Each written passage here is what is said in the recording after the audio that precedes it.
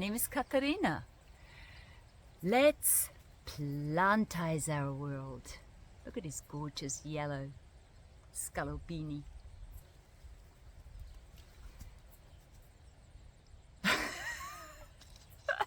Hello. Well, here's another story how my lifestyle choices impact my well-being. So Moss just joined me here, but he's off again. And here are the vegetable of the week, scallopini. Actually, scallopini is an Italian word, and what it means is fine slices of dead calves, little baby calves, meat taken off them and sliced into very fine slices and cooked.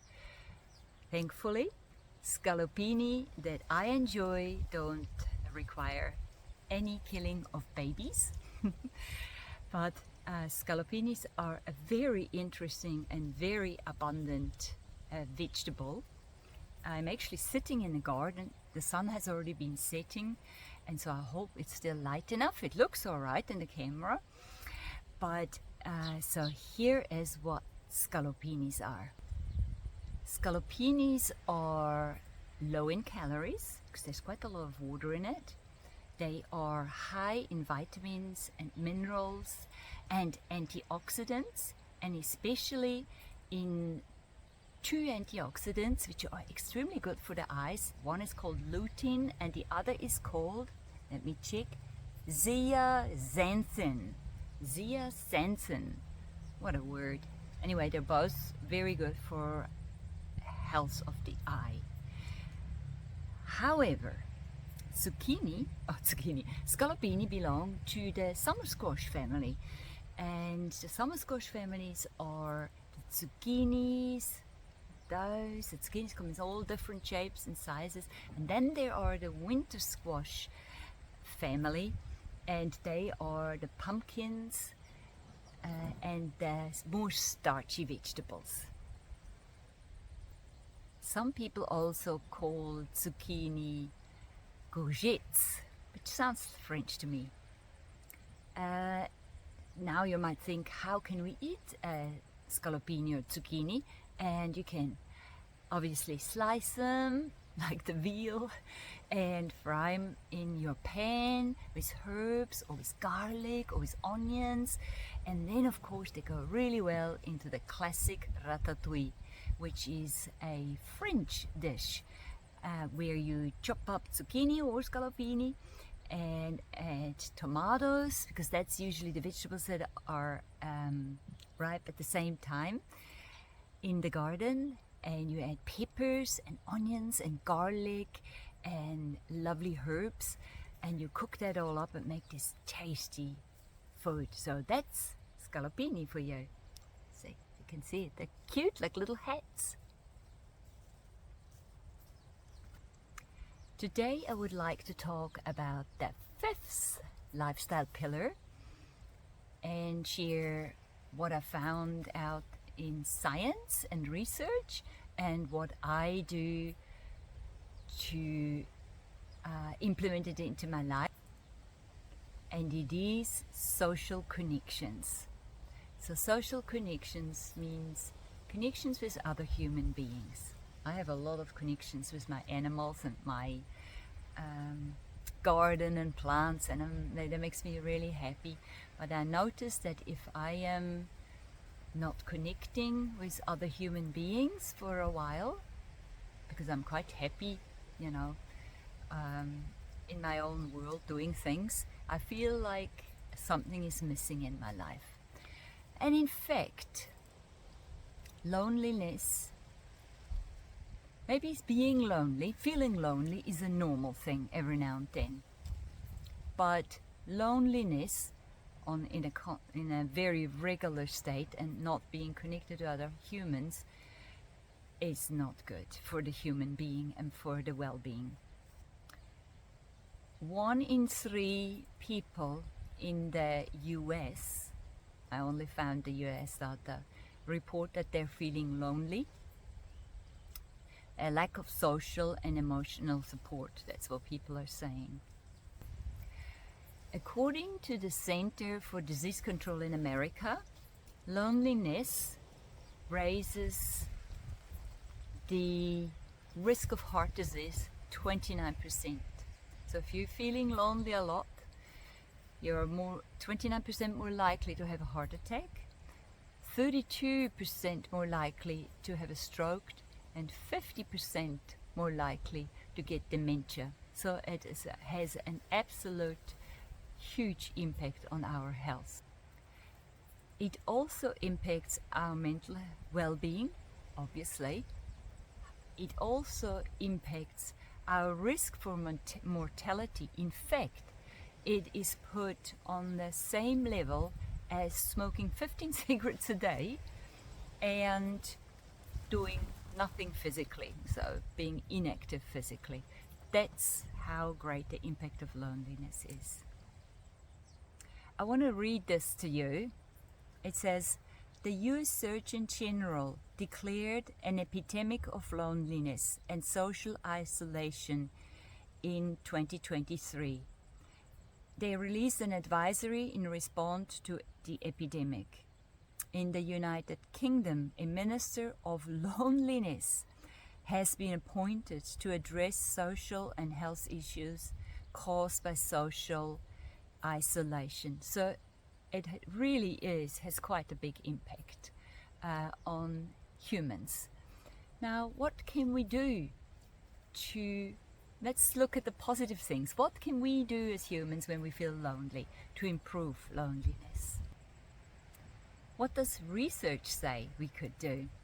What do psychologists and other knowledgeable people say what we could do to improve our loneliness? What they say, number one, is build on your existing relationships. The people who are close in your life, and I hope you have at least one or two people in your life who are close, make an effort to see them, to schedule time, to let them know that they're important in your life. Express gratitude that they are in your life.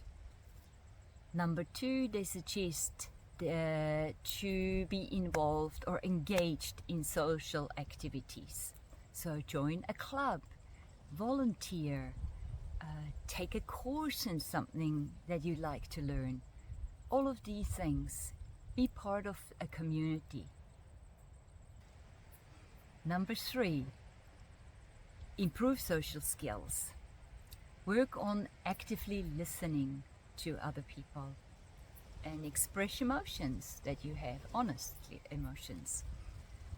Practice small talk. Yeah, they found out that small talk is actually a very important communication part of human beings. Just unimportant things, doesn't always need to be very intelligent talks. And have a positive attitude about yourself.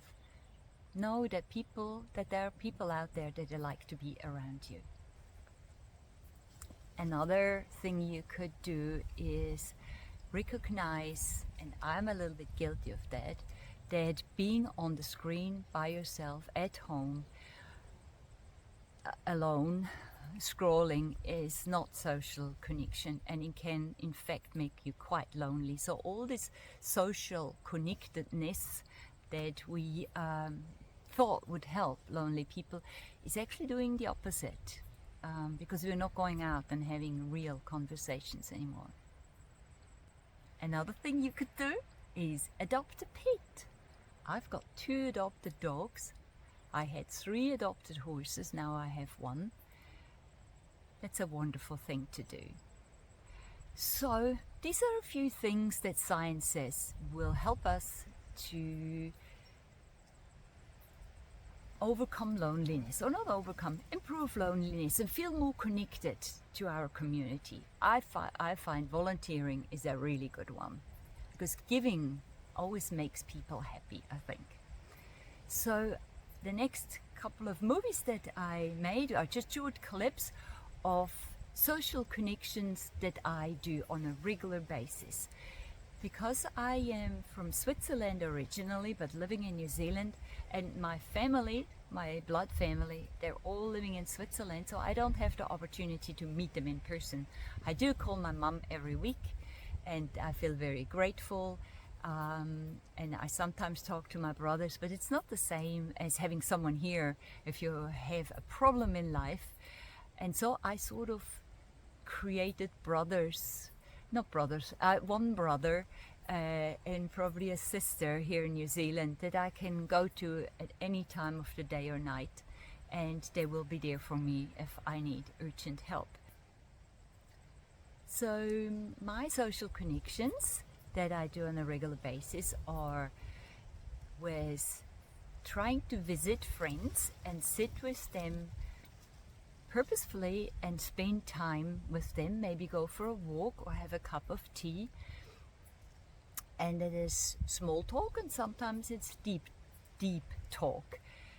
I also work with one of my friends one day a week, and that's sort of our catch up. Oh, it's very windy.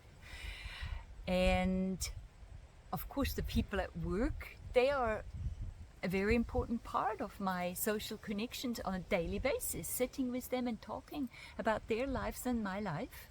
So that's a big part of my social connection. And be going to a vegan market once a month, and fundraising for an organization that I think is worthwhile fundraising for, as one of my standing social connections. Let me think, what else is there? My neighbors, I have 2 neighbors, they're also big into growing vegetables, and we trade vegetables, and we have cups of teas together, and sometimes we go for walks. So these are my social connections. They don't sound grand, maybe, but they're meaningful to me. And I'm a person who has to sort of make a little bit of an effort to connect socially, because I'm quite happy just on my own, doing my own thing, and I can just not talk to someone for several days. So I hope this helps you with some ways to find connections for you. Everyone is different, everyone needs to find their own ways, and sometimes the ways change and the connections change. So I'm sorry if this video is not that energetic, but it's at the end of the day. I started work at 6 o'clock. It's now 8 o'clock, but I thought, right, I'm gonna put this video out because I promised to myself I'll do 1 video a week. So here we are, sitting in front of my beautiful amaranth. Isn't it gorgeous? And you can harvest the seeds at the end, and it matches my lipstick. And it's getting very dark, so I wish you all the best on finding good social connections, and that being lonely does not turn into loneliness for you with all those negative health aspects and impacts. So take care. Ka kite anō. Bye. Oh, 4 swans. Oh no, 10 swans are just flying over me. What a shame I can't show them to you. They're absolutely silent. I can only almost touch him. He was so close. Sorry, that was a bit off theme, but anyway, ka kite. So here we are at the vegan night market in Christchurch, New Zealand, and this is definitely, I do a fundraiser for the Physicians Committee once a month on this market, and this is definitely one of my social connections. So I'll show you around. So I'm selling these fruit balls energy balls as a fundraiser for the Physicians Committee. But of course I get to catch up with all my lovely vegan Christchurch friends. This is Mohini. She works at Lincoln University, right beside where I work. Hello. Hi Mohini. And there's another of my friends, and they're just busy. They're fundraising, selling vegan sausages. So I'll just take you around here. There's some more just making a little video on social connections, and the vegan night market is sort of one of my social connections. You know, once a month I catch up with you guys. Yes. Yeah. So I'm just cruising around and sort of say hello to all the kind people. Be kind. Oh, you're not wearing the jackets. Hang on, I'll have to find the back of a jacket. Yeah, cool. So I'll go around here. Oh, I can go to Mohini's back. So it says Vegan Christchurch at the front, and then at the back it says Be kind, be vegan, Vegan Christchurch. So this is what they're doing, and they're organizing this market here, and I catch up and have chit-chats. And yeah, this is one of my very enjoyable social connections, and I meet the same people every time, and we share food sometimes when we don't sell everything out. We share foods and we just have lovely talks. So there you go. Kia ora! So here we are. This is the second video on social connections. So Steve is a very good friend of mine. We've known each other for thousands of years, he said before. Yes, but I think it's more like 15 years or something like this. We used to work together, but now he's a self-employed entrepreneur. Is that how you say it? I don't know. Sort of. Yeah. And he lives in town here in Christchurch. And he has a very beautiful veggie garden. So when I come and visit here, I usually run all my errands because I don't live in town. I live about 3/4 of an hour from here. Yeah, roughly 40 minutes. 40 minutes. 40 minutes. And when I come in, I do all my shopping, and I got my doggies with me, and we usually pop by Steve for a cup of tea, and sometimes he has some goodies, and the dogs can run around on his lawn and just relax and pee. So this is, we're just gonna have a quick look at his garden because we both like gardens. And so what I wanted to show you over here, Steve, these ones, look, they're ready for harvesting. See, they don't get any bigger, so don't wait. And they make just beautiful little meals like this. And you have heaps of them. I'm jealous. Mine just... Well, would you like to take some home? I have 3 of those plants. I should have plenty, okay. But they don't seem to... I think they need more light. Mine are just too squished together. So, what do you reckon, Steve? What will be your sort of social connections that you have? Like I just made a little movie before at the vegan night market, because once a month, I catch up with these guys and I just chat, and you're definitely one of mine, and a couple of people at work are sort of my social connections. What would be your sort of people that you catch up on a regular basis, that... Well, actually, they would tend to be, one in particular is a client of mine. Oh, yeah. Who I've been working for once a week for so long. Yeah. They sort of become Friends. Yeah. Yeah. So that's one way that I meet people. Yeah. I have a small clientele that I just go back to, as opposed to every job being some new, different person. Yeah. Works well. Yeah. And it's nice, you get to share some time with these people on a regular basis and sort of be part of their life a little bit, eh? Yes. Correct. Yeah. So, coming back to social connections, do you think, are they important to you that you go, or would you be just as happy being somewhere sort of, having very little contact with humans? Because everyone is different, isn't it? Everyone's different. And I can spend time on my own and I don't go mad. That's good. In terms of my past work in science, I spent on occasions weeks working on my own and not seeing anybody even in the evenings, just in my hut. All right, okay. Yes, so for you that's not a problem, you don't miss social connections. It's not, but it's still good to have social connections. Do you feel it's changed sort of when you got older? That you appreciate it more, being with other people, or? Hard to tell. circumstances are so different. I'm comparing okay. apples and oranges, so I'm not sure I could draw any firm conclusions. Yeah. But just from feeling wise, I mean, you know. Yeah, maybe I